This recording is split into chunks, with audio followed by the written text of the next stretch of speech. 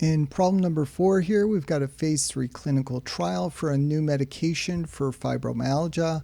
We had 855 participants. That's our sample size.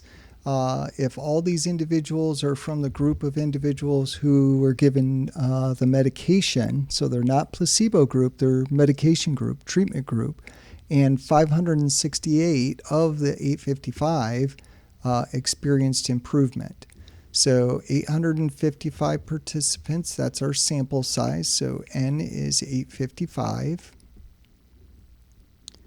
And then out of those, 568 who received the medication experienced improvement in their symptoms. And we're going to construct an 80% confidence interval here for the proportion of individuals who experienced improvement.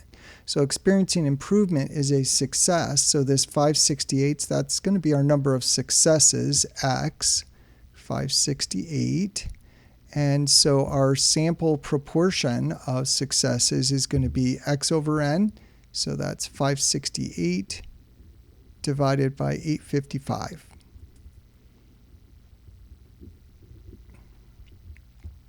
So now we go to Excel. And we want the tab confidence interval for P, that's proportion, summary data, because we have the summary data. The other confidence interval for proportion is if you've got the actual data. We don't want that one. So notice here that we enter N, comma, number of successes, or the sample proportion, so one or the other.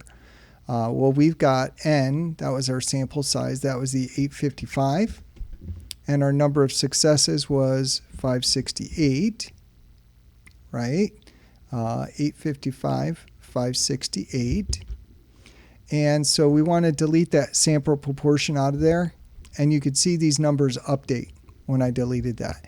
And then our confidence level is 80%, and now we've got all the data we need. So our sample proportion is 0.664, so that's this ratio here. And then our margin of error, the half width of the confidence interval, is 0.021. That's percent, 2.1%. And lower limit 0.644, upper limit 0.685. So 0.664, 0.685.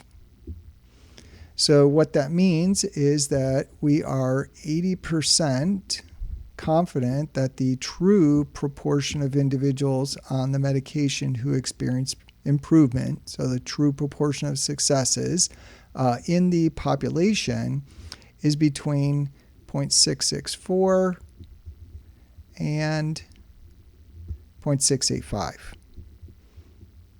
So in other words, between 66.4% and 68.5%, we're 80% confident that inside that interval is the true population proportion of individuals who experience improvement.